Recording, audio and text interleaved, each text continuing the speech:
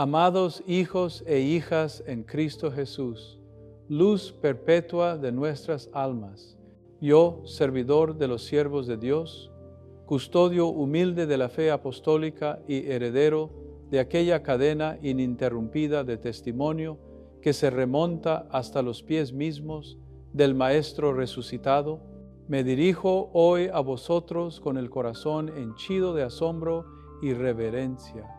Me dirijo a vosotros no como quien posee sabiduría propia, sino como un simple mensajero que ha contemplado un tesoro escondido durante siglos en las tierras altas de Etiopía, tierra bendita, donde el eunuco de la reina Candace recibió el bautismo de manos del diácono Felipe, como nos narra el libro de los Hechos de los Apóstoles.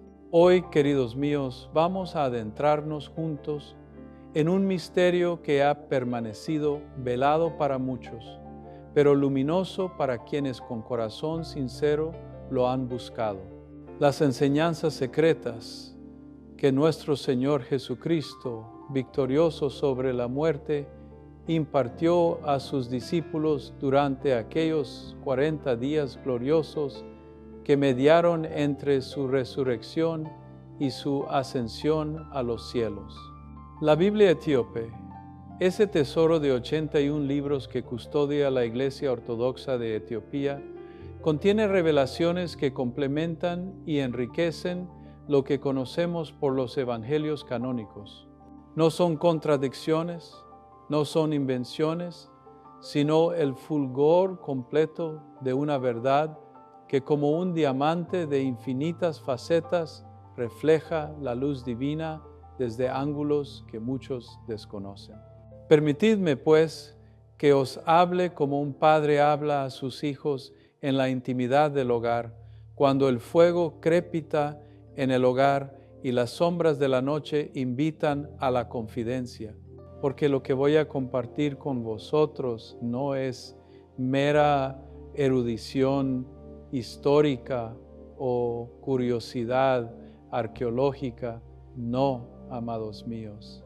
Lo que la Biblia etíope revela sobre las enseñanzas post-resurreccionales de Cristo es un mapa del alma, una guía luminosa para atravesar las tinieblas de nuestro tiempo, un pan sustancioso para alimentar nuestra fe cuando el mundo nos ofrece solo las piedras del materialismo y el escepticismo.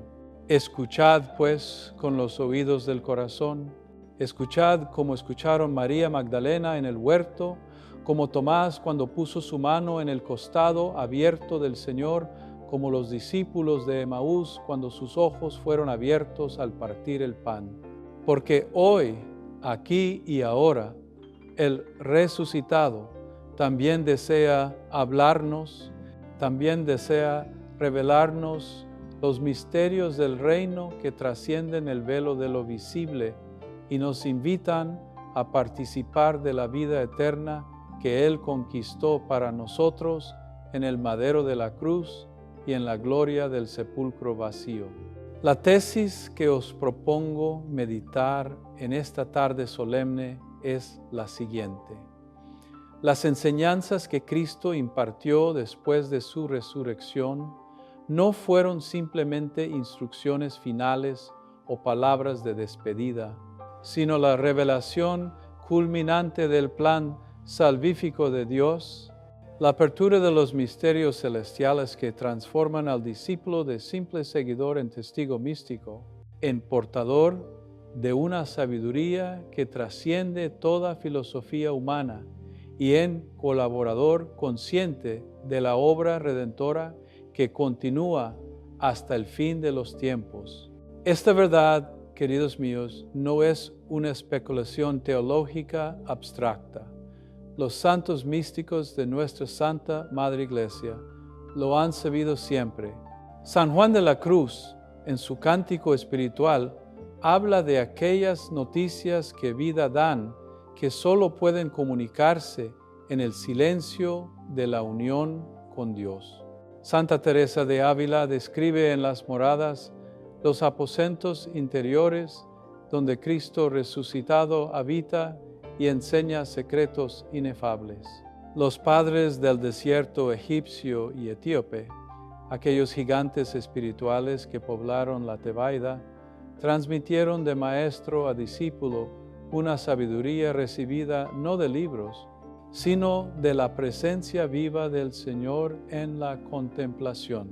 Y precisamente en Etiopía, esa tierra donde el cristianismo echó raíces profundísimas desde el siglo I, se conservaron escritos preciosos que otros cristianos, en su providencial sabiduría, no incluyeron en el canon más estrecho, pero que contienen perlas de gran precio para quien sabe discernir. La Biblia etíope incluye el libro de Enoc, el libro de los Jubileos y otros textos que mencionan o desarrollan las enseñanzas post-pascuales de Cristo. Pero más allá de los textos específicos, lo que debemos comprender es el principio teológico fundamental. Cristo resucitado dedicó 40 días, ese número sagrado que resuena por toda la Escritura. 40 días del diluvio, 40 años en el desierto, 40 días de Moisés en el Sinaí, 40 días de ayuno de Cristo en el desierto, a preparar a sus apóstoles no solo para predicar, sino para ver, para comprender, para penetrar en los misterios que ojo no vio, ni oído oyó, ni ha llegado al corazón del hombre, lo que Dios ha preparado para los que le aman. Fijaos bien en esto, amadísimos. El Evangelio de San Lucas nos dice explícitamente en el primer capítulo de los Hechos de los Apóstoles: a estos mismos, después de su pasión, se les presentó dándoles muchas pruebas de que vivía, apareciéndoseles durante 40 días y hablándoles acerca del reino de Dios. Hechos 1:3. ¿Y qué les habló? ¿Acaso repeticiones de lo que ya les había enseñado antes de la cruz? No, hermanos míos, les habló acerca del reino de Dios, con una profundidad y una claridad que solo eran posibles después de que Él hubiera descendido a los infiernos, rescatado a los justos del Antiguo Testamento, resucitado en gloria y unido en su persona divina, la tierra con el cielo, lo humano con lo divino, lo mortal con lo inmortal. San Pablo, ese místico abrazado por el encuentro con Cristo resucitado en el camino de Damasco, nos da una pista preciosa cuando escribe a los Corintios: porque yo recibí del Señor lo que os transmití. 1 Corintios 11:23. ¿De dónde recibió Pablo su evangelio? Él mismo lo declara en Gálatas: no lo recibí ni aprendí de hombre alguno, sino por revelación de Jesucristo. Gálatas 1:12. Cristo resucitado enseña directamente, místicamente, abriendo los ojos del alma a realidades que trascienden la letra escrita. Y si Pablo, que no caminó con Jesús en Galilea, pudo recibir tales revelaciones, cuánto más profundas y extensas debieron ser las enseñanzas impartidas a los 11 durante 40 días de apariciones e instrucción continua. La tradición etíope conserva esta conciencia de manera particularmente vívida. En el libro de Enoc, texto querido por los primeros cristianos y citado en la carta de San Judas, versículos 14 hasta 15, encontramos descripciones de los cielos, de los ángeles, del juicio final que complementan las visiones del Apocalipsis de San Juan. Los etíopes, esos fieles custodios de la verdad apostólica, han meditado durante siglos sobre cómo estas revelaciones se conectan con las enseñanzas del Cristo resucitado. Ellos comprenden que la resurrección no fue simplemente un milagro biológico, por así decirlo, sino la apertura de las puertas del misterio, la inauguración de una nueva forma de conocimiento espiritual. Amados míos, profundicemos ahora en el corazón mismo de esta revelación. ¿Qué fue exactamente lo que Cristo enseñó durante aquellos 40 días sagrados? La Escritura canónica nos ofrece destellos, fragmentos luminosos que debemos ensamblar con reverencia y sabiduría. En el Evangelio de San Lucas, capítulo 24, versículos 44 al 49, encontramos palabras de valor incalculable. Luego les dijo: estas son aquellas palabras mías que os hablé estando aún con vosotros, que era necesario que se cumpliese todo lo que está escrito de mí en la ley de Moisés, en los profetas y en los salmos. Entonces les abrió el entendimiento para que comprendiesen las Escrituras, y les dijo: así está escrito, que el Cristo padeciera y resucitara de entre los muertos al tercer día, y que en su nombre se predicara el arrepentimiento para el perdón de los pecados a todas las naciones, comenzando desde Jerusalén. Vosotros sois testigos de estas cosas, y yo enviaré sobre vosotros la promesa de mi Padre, pero vosotros permaneced en la ciudad hasta que seáis investidos del poder de lo alto. Detengámonos aquí, hijos queridos. Observad esa frase capital.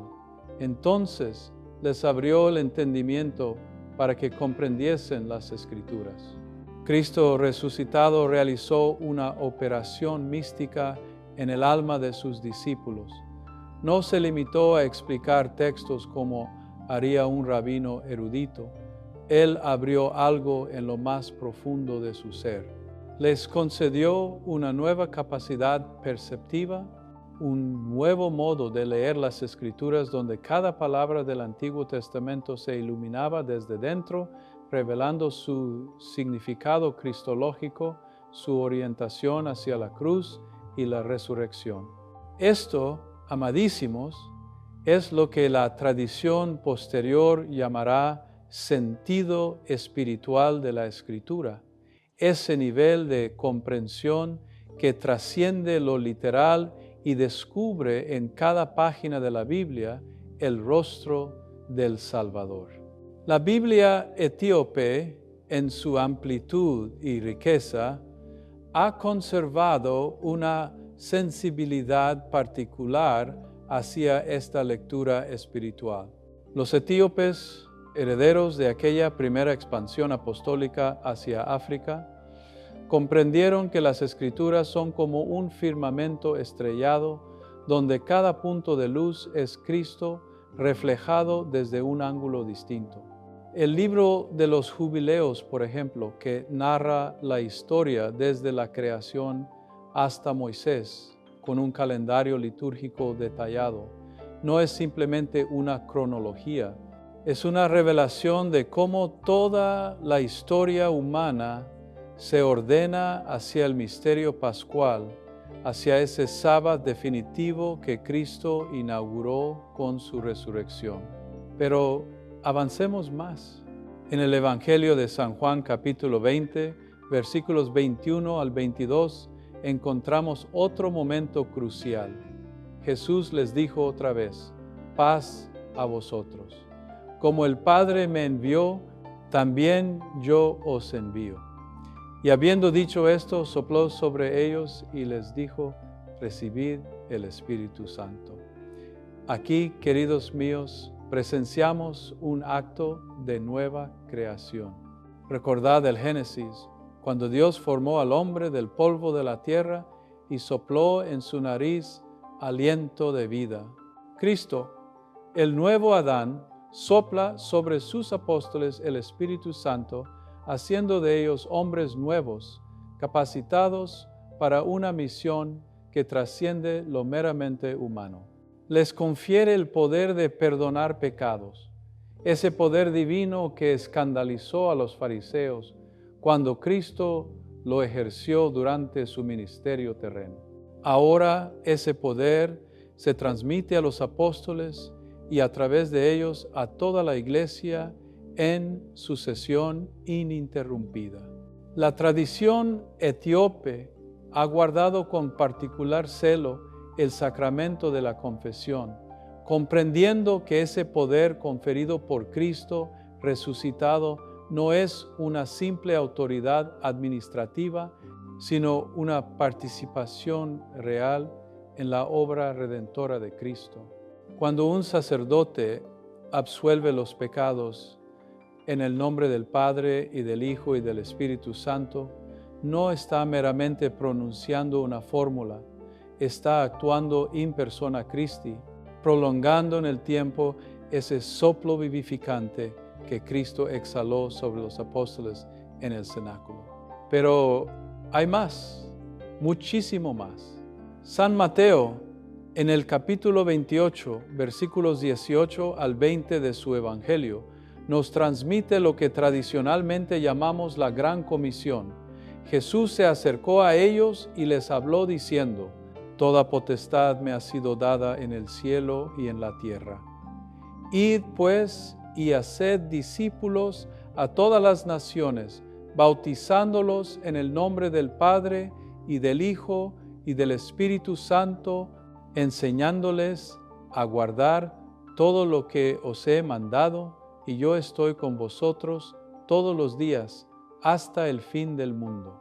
Hijos míos, ¿comprendéis la magnitud de estas palabras? Cristo resucitado declara que toda potestad le ha sido dada, no una potestad parcial, no una autoridad limitada a Israel o a un periodo histórico determinado, toda potestad en el cielo y en la tierra. Esto significa que el resucitado es el Pantocrátor, el Todopoderoso, el Señor absoluto de la creación visible e invisible, y esta potestad Él la comparte con su Iglesia. Nos envía no como meros mensajeros que repiten un discurso aprendido, sino como embajadores plenipotenciarios revestidos de su propia autoridad, capacitados para incorporar a las naciones enteras al cuerpo místico mediante el bautismo. Y fijaos en ese detalle precioso, enseñándoles a guardar todo lo que os he mandado.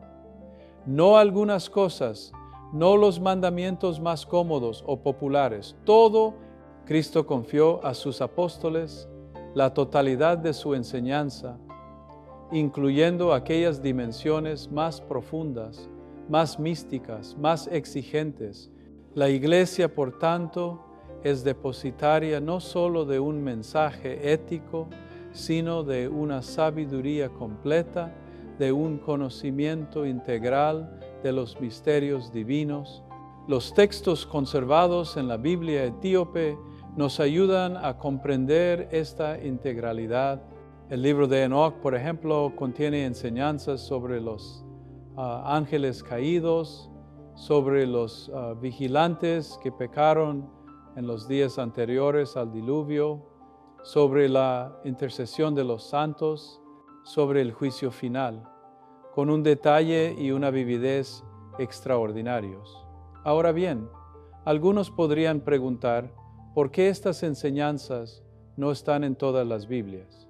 La respuesta, amados míos, no es que sean falsas o peligrosas, sino que la providencia divina dispuso diversos cánones para diferentes tradiciones cristianas, cada una preservando aspectos complementarios de la única verdad revelada. La Iglesia de Etiopía, en su fidelidad ancestral, conservó estos libros porque los consideró útiles para la edificación espiritual y coherentes con la fe apostólica.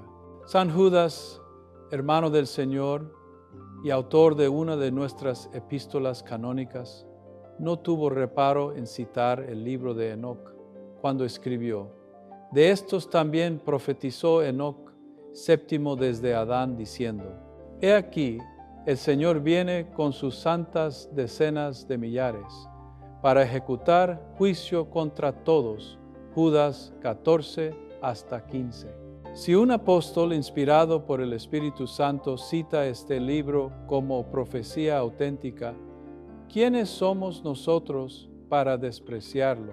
La tradición etíope comprendió esto perfectamente y preservó el texto íntegro, mientras que en otras partes del mundo cristiano se perdió durante siglos hasta que fue redescubierto precisamente en Etiopía por los exploradores europeos del siglo XVIII y XIX. Pero volvamos a nuestro tema central, las enseñanzas post-resurreccionales. Cristo no solo instruyó a sus apóstoles sobre la misión evangelizadora o sobre los sacramentos, les reveló también los misterios escatológicos, es decir, las realidades últimas concernientes al destino final del hombre y del cosmos. En los Hechos de los Apóstoles, capítulo 1, versículos 6 al 7, los discípulos preguntan a Jesús: Señor, ¿restaurarás el reino a Israel en este tiempo? Y él responde: No os corresponde a vosotros conocer los tiempos ni las ocasiones que el Padre dispuso por su propia autoridad. Pero recibiréis poder cuando el Espíritu Santo venga sobre vosotros, y me seréis testigos en Jerusalén, en toda Judea y Samaria, y hasta los confines de la tierra.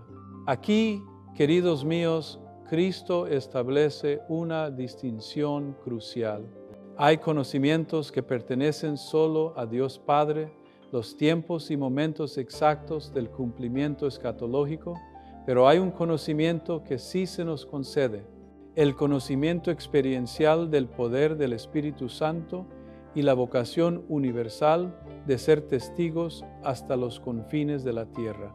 La tradición etíope, situada literalmente en los confines de la tierra desde la perspectiva del mundo mediterráneo antiguo, se comprendió a sí misma como cumplimiento directo de esta profecía.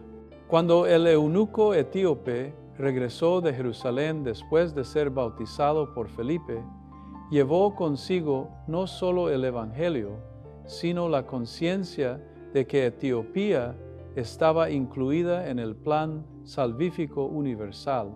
Ahora bien, hijos amadísimos, debemos preguntarnos con todo el rigor teológico y toda la pasión espiritual, ¿cómo aplicamos nosotros, cristianos del siglo XXI, estas enseñanzas que Cristo impartió hace 2000 años a un pequeño grupo de pescadores galileos en una región remota del Imperio Romano? ¿Son estas revelaciones post-resurreccionales patrimonio exclusivo de los apóstoles o constituyen un tesoro vivo que continúa derramándose sobre la Iglesia en cada generación? Y vosotros, padres y madres de familia, que lucháis cada día por educar a vuestros hijos en la fe en medio de una cultura hostil al Evangelio. Vosotros, jóvenes que buscáis sentido y propósito en un mundo que os ofrece solo placeres efímeros y ambiciones vacías. Vosotros, ancianos, que contempláis el ocaso de vuestra vida terrena y os preguntáis qué hay más allá del último suspiro. Vosotros, enfermos y afligidos, que clamáis en la noche oscura del sufrimiento. Vosotros, todos vosotros que formáis el pueblo santo de Dios, debéis comprender que las enseñanzas del resucitado no son reliquias arqueológicas, sino el pan vivo que nos alimenta hoy, el agua que salta hasta la vida eterna, la luz que ilumina nuestro camino en las tinieblas presentes. La primera aplicación práctica, queridos míos, es esta. debemos cultivar una relación personal, íntima, mística con Cristo resucitado. No basta con conocer historias sobre Jesús. No es suficiente admirar su doctrina moral desde la distancia. Los apóstoles no recibieron simplemente información adicional durante aquellos 40 días. Experimentaron encuentros transformadores con la persona viva del Señor glorificado. Y esa misma posibilidad está abierta para cada uno de nosotros. San Pablo lo expresa magníficamente en la carta a los Filipenses, capítulo 3, versículos 10 al 11.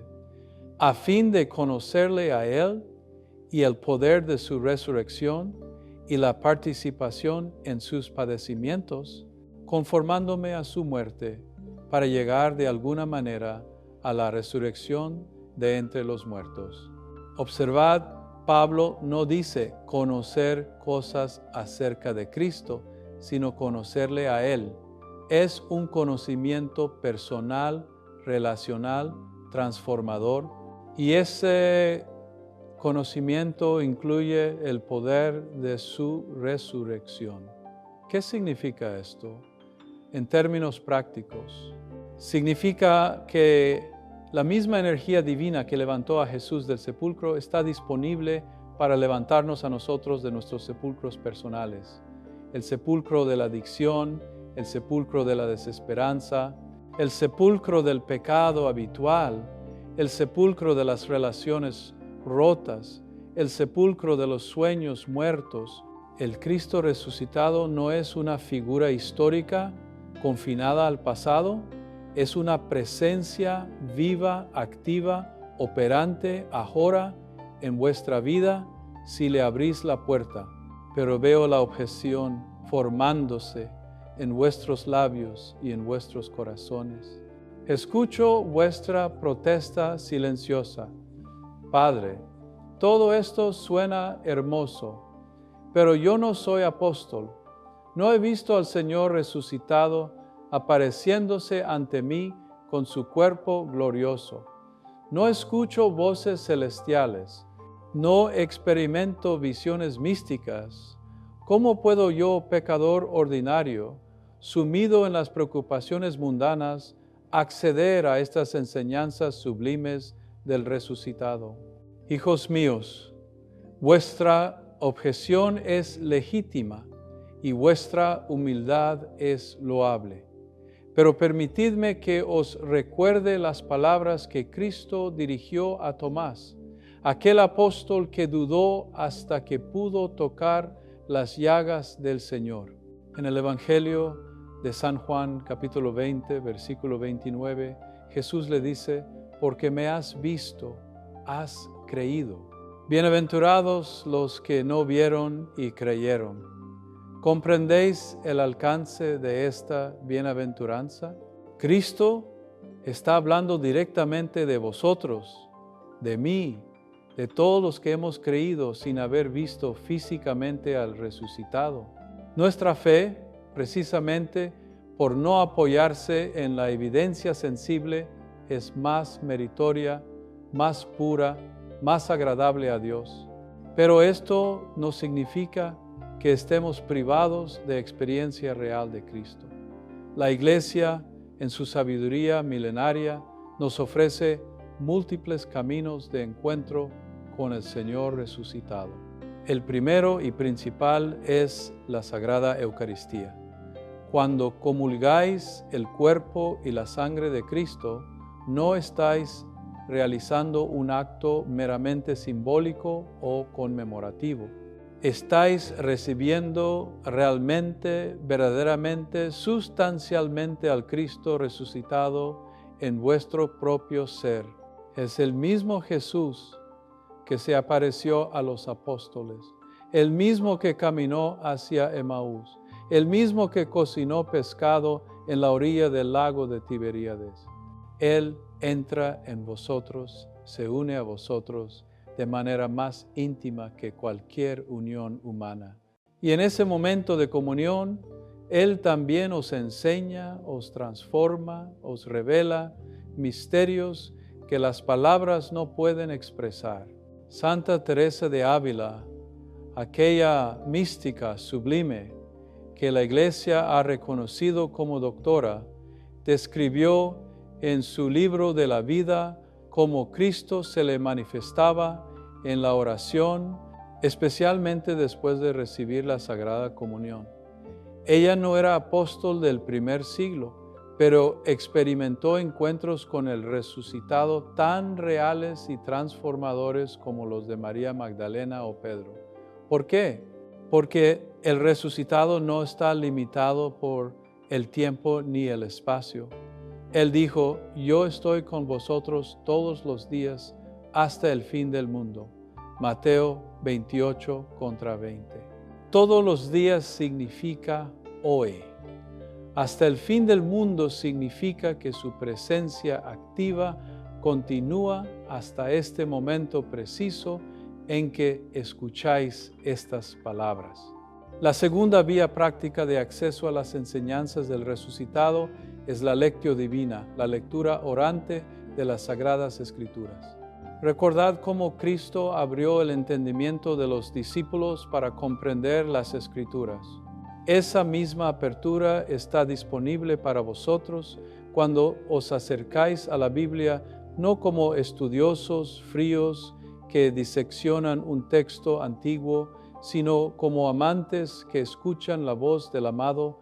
Los padres del desierto, aquellos gigantes espirituales que poblaron Egipto, Siria y Etiopía en los primeros siglos, desarrollaron métodos de meditación escriturística que permitían que cada versículo se convirtiera en puerta hacia la contemplación de los misterios divinos.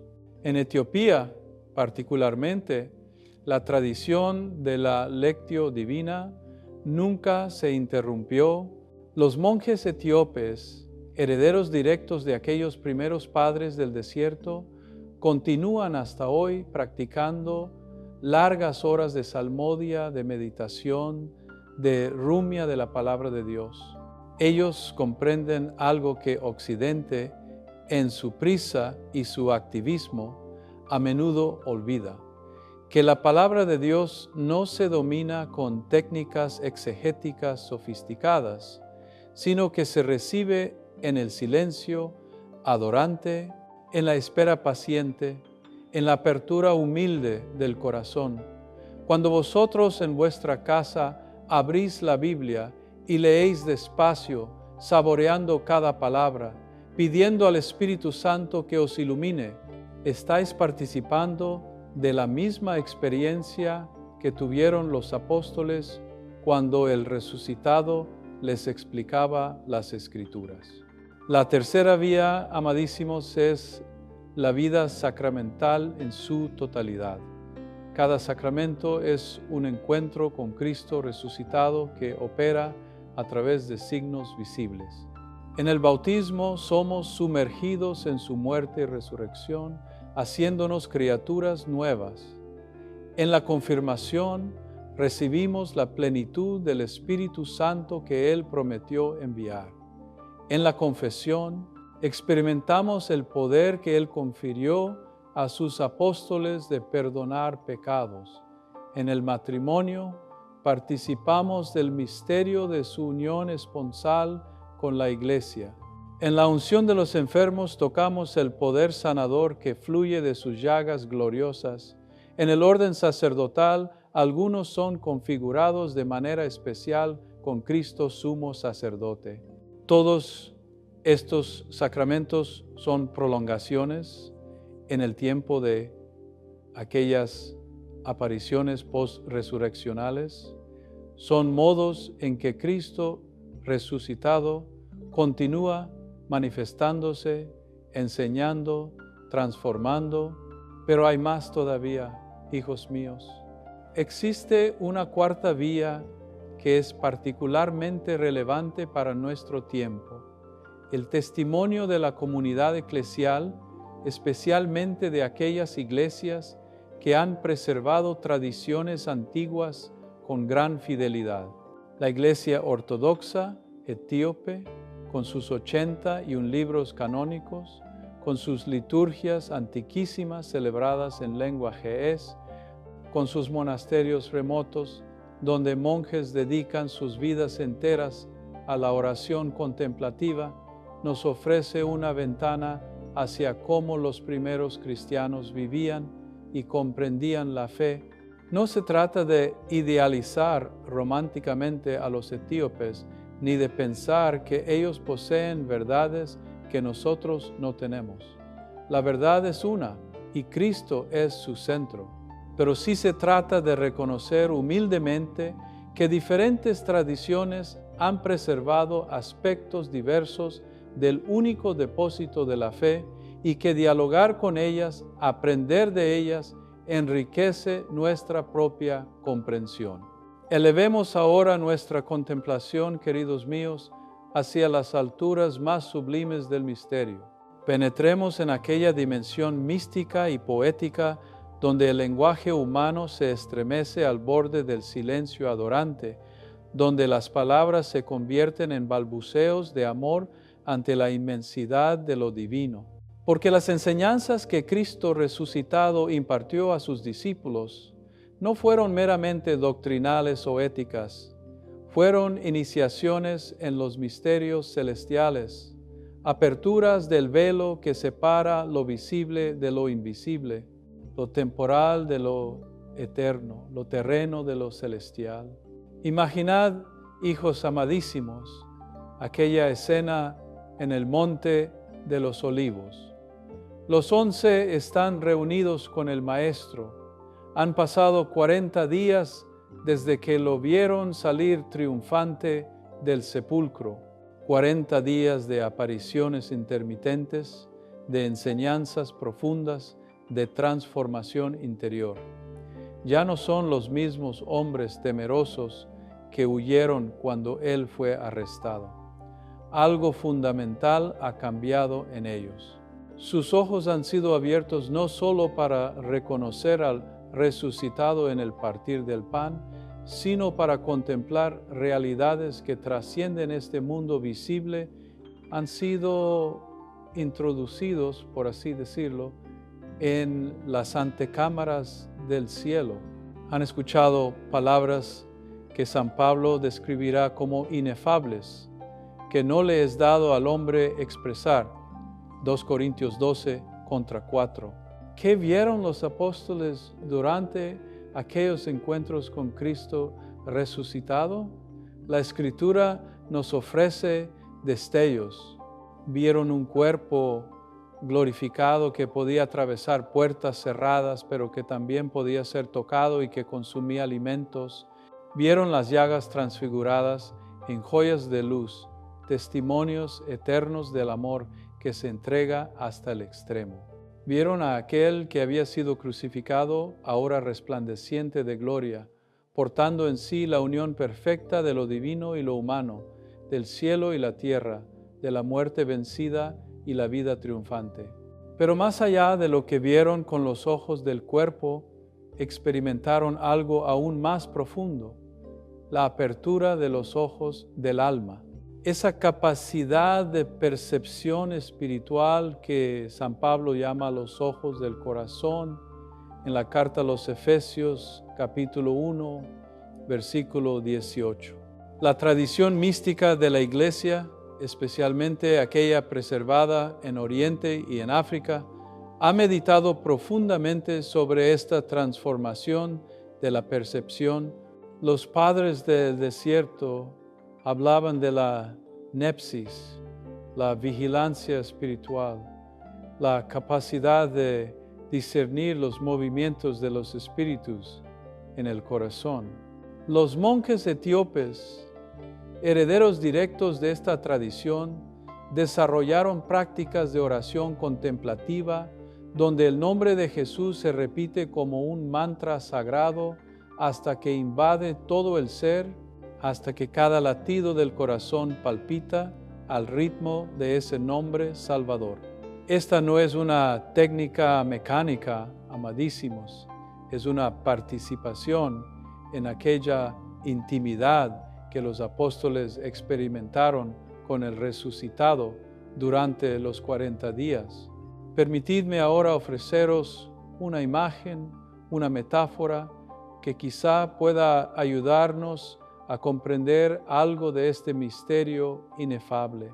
Pensad en un gusano que se arrastra por la tierra, cuyo mundo entero está limitado a la superficie del suelo, a las hojas en descomposición, a la oscuridad húmeda de su existencia terrestre. Ese gusano no puede concebir el cielo azul, el vuelo de las aves, la luz del sol, la fragancia de las flores en las alturas. Su naturaleza misma le confina a una experiencia limitada de la realidad. Pero llega el día en que ese gusano se encierra en un capullo, muere a su forma anterior y emerge transformado en mariposa. Ahora tiene alas, ahora puede volar, ahora experimenta dimensiones de la existencia que antes le eran absolutamente inaccesibles. Los colores son más vibrantes, el espacio se expande infinitamente, la libertad del vuelo le lleva a alturas que nunca soñó. Esta metamorfosis, queridos míos, es imagen de lo que acontece en la resurrección y de lo que aconteció en el alma de los apóstoles durante aquellos 40 días de enseñanza. Cristo es la mariposa divina que emergió del capullo del sepulcro, y lo que Él enseñó a sus discípulos fue cómo ellos también, y nosotros por extensión, podemos participar de esa metamorfosis espiritual. No permaneceremos para siempre como gusanos arrastrándose en el polvo del pecado y la limitación. Estamos destinados a volar, a ascender, a participar de la vida divina misma. San Pedro lo expresa con audacia extraordinaria en su segunda carta, capítulo 1, versículo 4, cuando habla de que hemos sido llamados a ser participantes de la naturaleza divina. ¿Comprendéis la magnitud de esta promesa? No se trata de que nos convirtamos en dioses independientes, eso sería la antigua tentación del Edén, sino de que participamos realmente en la vida de Dios, de que somos injertados en la vid verdadera que es Cristo, de que formamos con Él un solo cuerpo místico.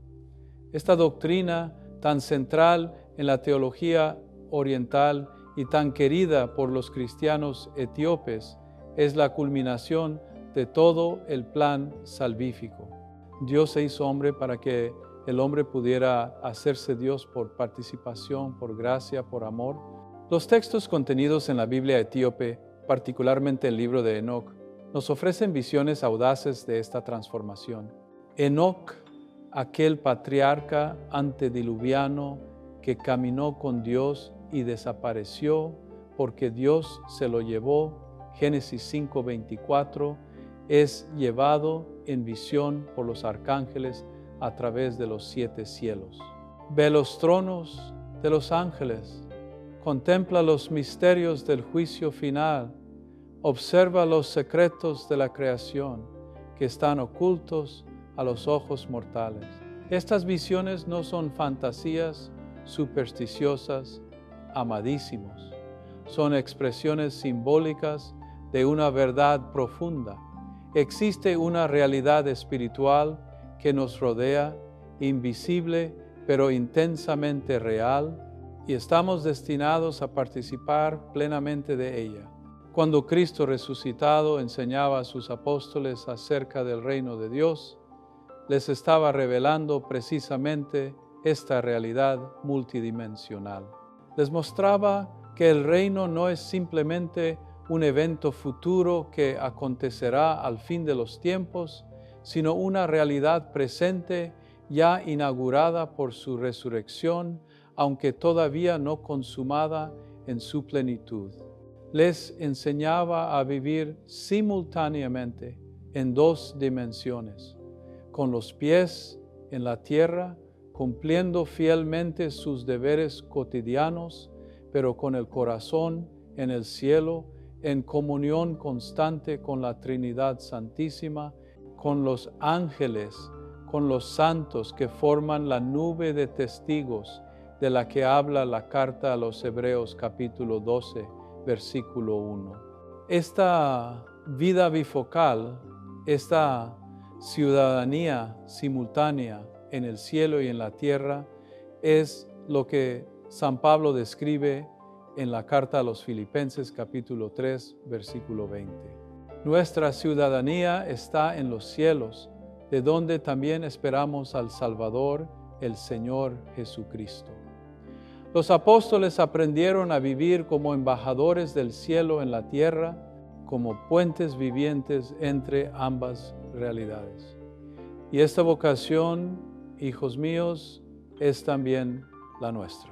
Cada uno de vosotros, por vuestro bautismo, sois templos del Espíritu Santo, sois portadores de lo divino en lo humano, sois sacramentos vivientes de la presencia de Cristo resucitado en el mundo.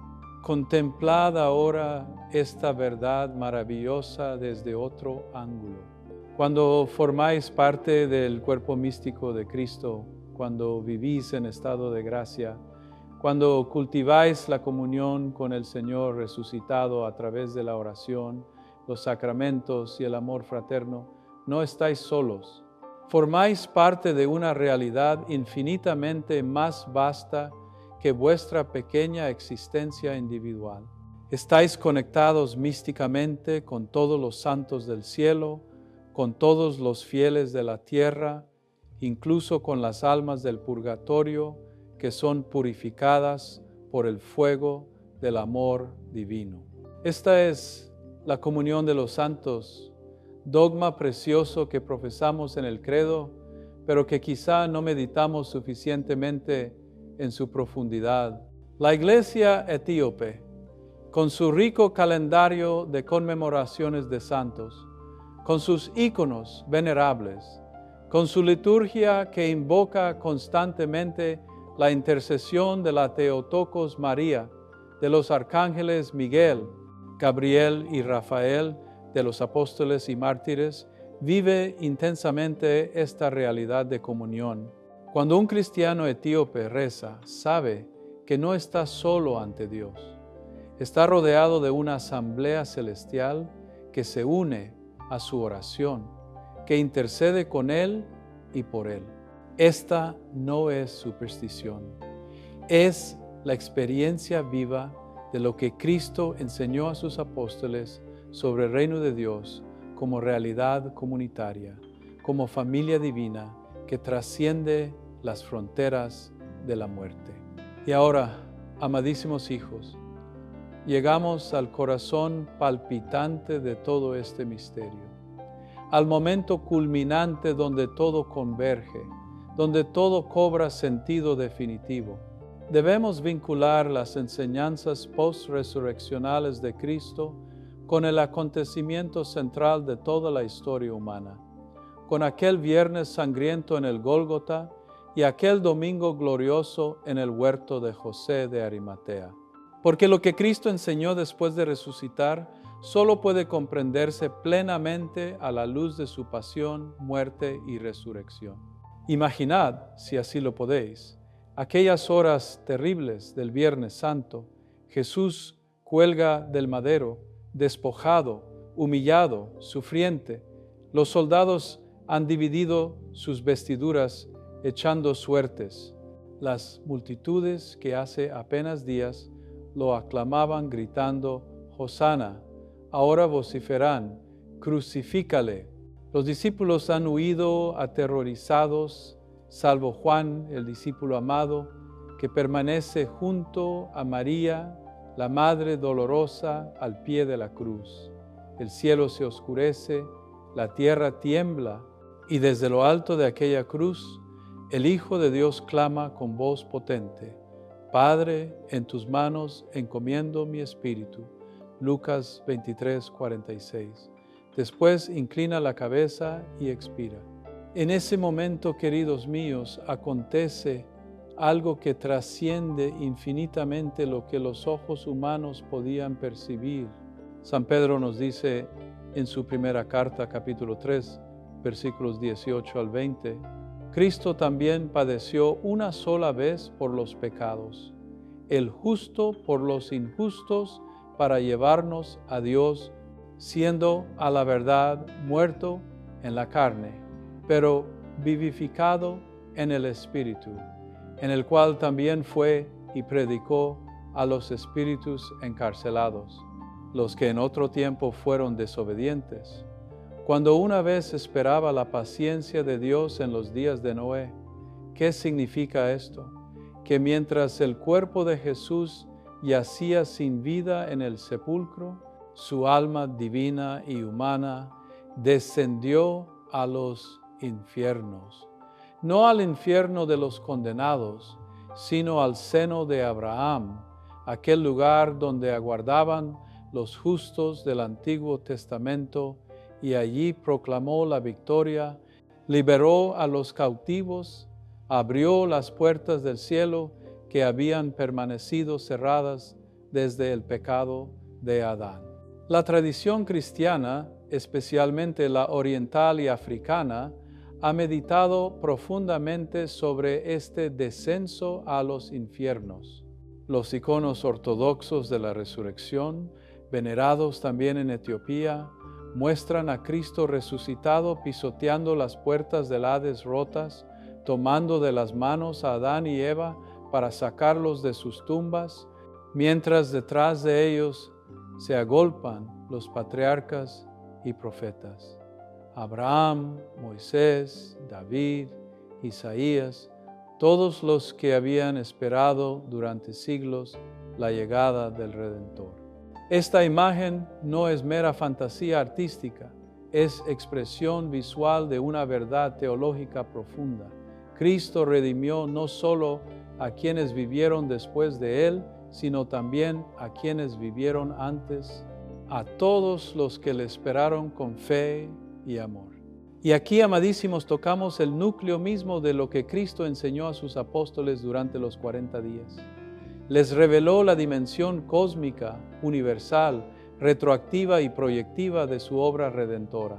Les mostró que su sacrificio en la cruz no fue un evento aislado en el tiempo, sino el eje sobre el cual gira toda la historia de la salvación, desde la creación hasta la consumación final.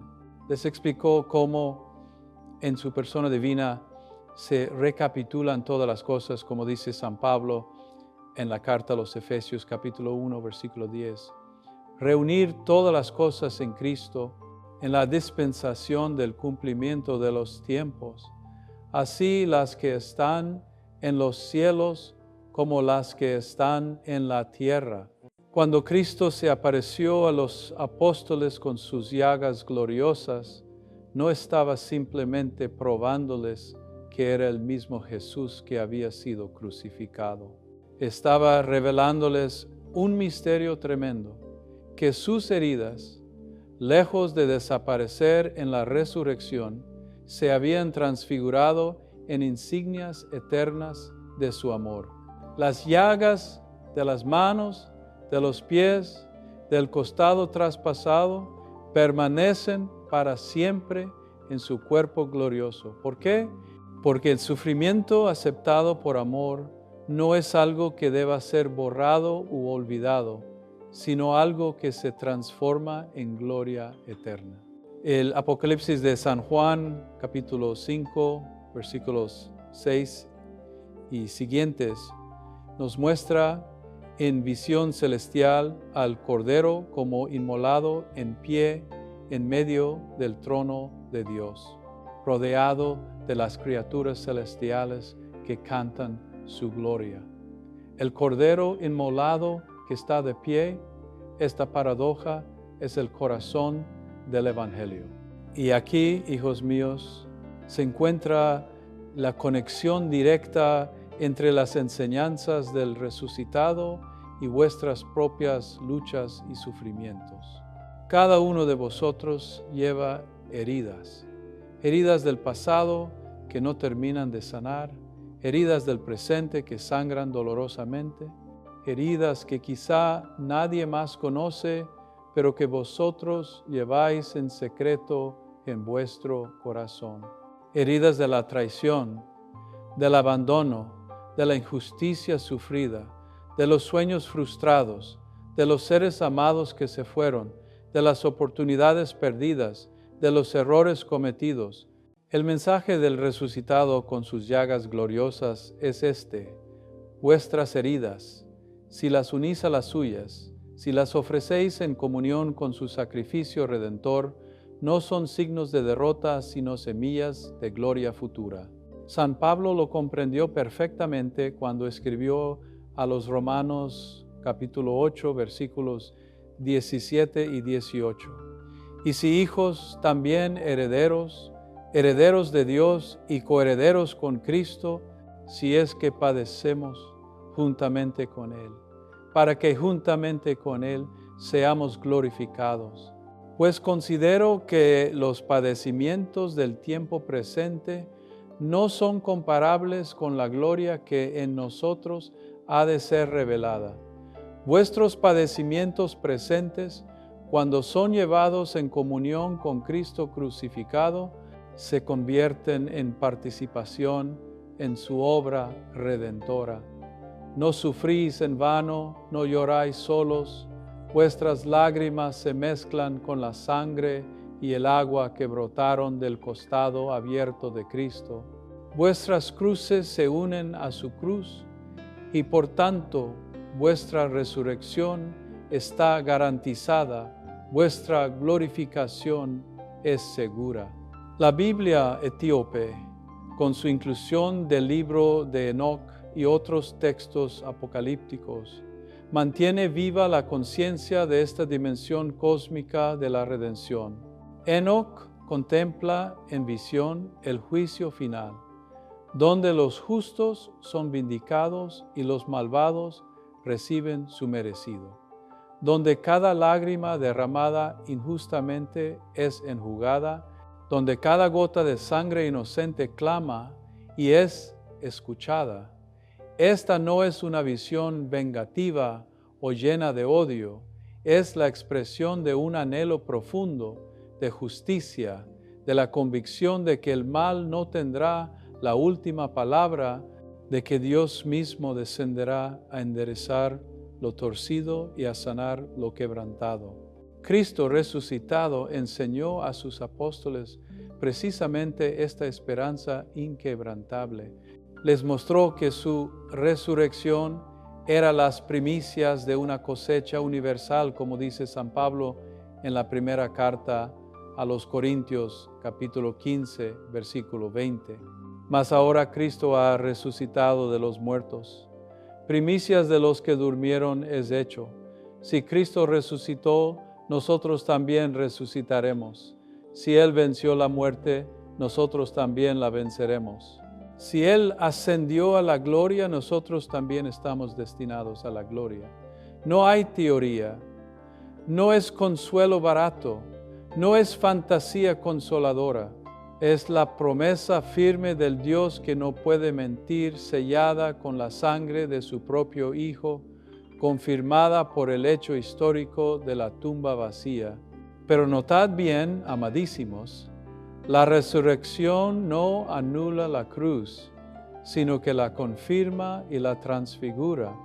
Cristo no evitó el sufrimiento, no buscó un atajo para llegar a la gloria.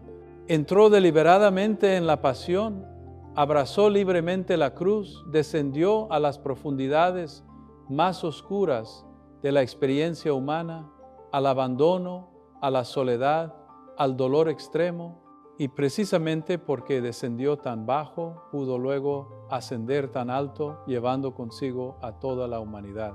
El himno cristológico de la carta a los Filipenses, capítulo 2, versículos 6 al 11, lo expresa con belleza insuperable. Cristo se despojó a sí mismo, tomando forma de siervo, hecho semejante a los hombres, y estando en la condición de hombre, se humilló a sí mismo, haciéndose obediente hasta la muerte y muerte de cruz, por lo cual Dios también le exaltó hasta lo sumo y le dio un nombre que es sobre todo nombre. Hijos amadísimos, ha llegado el momento solemne de la llamada, el instante en que las palabras deben convertirse en fuego que encienda vuestros corazones.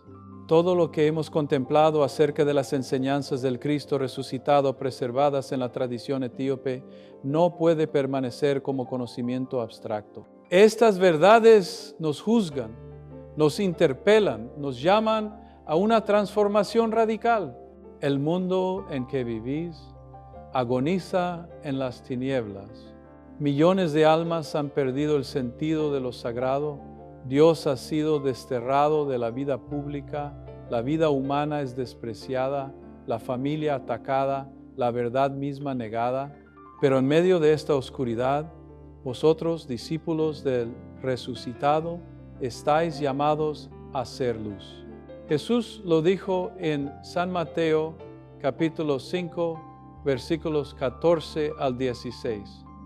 Vosotros sois la luz del mundo. Una ciudad asentada sobre un monte no se puede esconder. Así alumbre vuestra luz delante de los hombres, para que vean vuestras buenas obras y glorifiquen a vuestro Padre que está en los cielos. Vosotros sois la luz del mundo. Cristo resucitado ha depositado en vosotros, por el bautismo y la confirmación, la misma luz que emanaba del sepulcro vacío aquella mañana de Pascua. Esa luz está en vosotros, esperando brillar en medio de las tinieblas. Pero esta luz no es vuestra. Sois portadores de la luz que es Cristo, como la luna refleja la luz del sol. Vuestra responsabilidad fundamental es permanecer conectados a la fuente mediante la oración constante, la vida sacramental, la lectura meditada de la palabra, y ahora, con toda la autoridad pastoral, os digo, despertad. Despertad del sueño de la mediocridad espiritual. El Apocalipsis, capítulo 3, versículos 15 y 16, advierte: yo conozco tus obras, que ni eres frío ni caliente, pero por cuanto eres tibio, te vomitaré de mi boca. No seáis cristianos a medias, creyentes de domingo, que el resto de la semana viven como si Dios no existiera. Sed radicales en vuestra fe. No me refiero al fanatismo estrecho, sino a vivir desde la raíz. La raíz del cristianismo es el amor. Amor a Dios con todo vuestro ser y amor al prójimo como Cristo nos amó hasta dar la vida. Sed radicales en la caridad, en la misericordia, en vuestra búsqueda de santidad. San Pablo exhortaba a los efesios: despiértate tú que duermes, y levántate de los muertos, y te alumbrará Cristo. Mirad con diligencia cómo andéis, no como necios, sino como sabios, aprovechando bien el tiempo, porque los días son malos. Aprovechad bien el tiempo, no lo malgastéis en frivolidades. Invertidlo en lo único que permanece: el amor, la oración, las obras de misericordia, la evangelización, el crecimiento en santidad. Os llamo hoy a una misión específica y urgente. Sed apóstoles de la esperanza en medio de la desesperanza. Sed mensajeros de la resurrección en una cultura obsesionada con la muerte. El mundo os necesita. Vosotros tenéis el tesoro que todos anhelan, la certeza de que la muerte no tiene la última palabra, la confianza de que Cristo ha vencido y venceremos con Él. Convertíos en testigos vivos de la resurrección. El testimonio más poderoso es el de una vida transformada. Cuando los demás vean en vosotros la paz en las tribulaciones, la alegría en el sufrimiento, el perdón en las ofensas, preguntarán, ¿de dónde sacas esa fuerza? Y entonces, con humildad y valentía podréis responder como San Pedro exhorta, estad siempre preparados para presentar defensa ante todo el que os demande razón de la esperanza que hay en vosotros. No temáis, estas palabras resuenan constantemente en las Escrituras. El miedo es el arma del enemigo para paralizarnos, miedo al rechazo, al fracaso, al sufrimiento, a ser diferentes.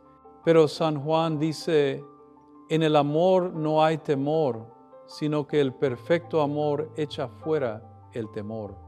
Si amáis verdaderamente a Cristo, si habéis experimentado su amor misericordioso, entonces el miedo se disipa como la niebla ante el sol naciente. Padres y madres, vuestra primera misión evangelizadora es vuestro hogar. Transmitid la fe no solo con palabras, sino con el testimonio de vuestra vida. Cread pequeñas iglesias domésticas donde se respire el Evangelio. Jóvenes, no malgastéis vuestra juventud en placeres efímeros. Cristo os ofrece una vida con sentido, una misión trascendente. Sed apóstoles del tercer milenio. Ancianos, sois guardianes de la memoria, transmisores de la tradición. Compartid vuestra sabiduría, sed mentores espirituales. La hora es urgente, el mundo espera. Cristo resucitado os envía como el Padre lo envió a Él. Id pues con valentía, llevad la luz del Evangelio a las tinieblas, sed sal de la tierra y fermento del reino. Amados hijos e hijas, hemos llegado al momento de la conclusión, al instante en que debemos recoger todo lo contemplado y sellarlo en vuestros corazones como un tesoro imperecedero. Permitidme resumir con palabras que penetren hasta lo más hondo de vuestra alma el mensaje esencial que Cristo resucitado nos ha confiado a través de las enseñanzas preservadas en la tradición de la Biblia etíope. La verdad central, la perla de gran precio que debéis guardar celosamente, es esta. Cristo resucitado no es un personaje del pasado, sino una presencia viva y activa que continúa enseñando a su iglesia hasta el fin de los tiempos. Las revelaciones que impartió durante aquellos 40 días gloriosos entre su resurrección y su ascensión no fueron simplemente instrucciones finales, sino la apertura definitiva de los misterios celestiales, la iniciación de sus discípulos en una sabiduría que trasciende toda filosofía humana. La Biblia etíope, con su canon más amplio que incluye el libro de Enoc, el libro de los Jubileos y otros textos venerables, nos recuerda que la revelación divina es rica, multifacética, inagotable. Diferentes tradiciones cristianas han preservado aspectos complementarios de la única verdad revelada.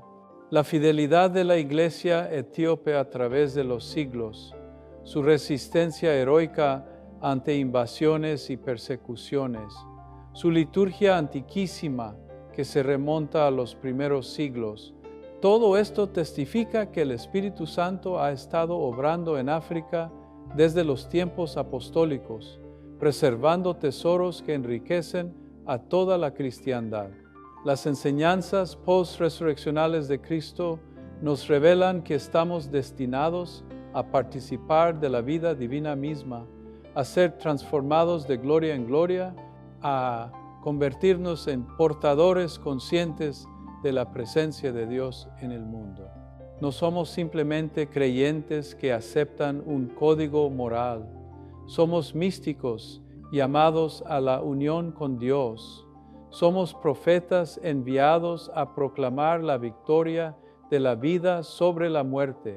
Somos sacerdotes que ofrecen el sacrificio espiritual de sus vidas unidas al sacrificio perfecto de Cristo. Vuestras luchas cotidianas, vuestros sufrimientos, vuestras alegrías, todo cobra un significado trascendente cuando lo vivís en comunión con Cristo resucitado. No estáis solos en vuestro caminar.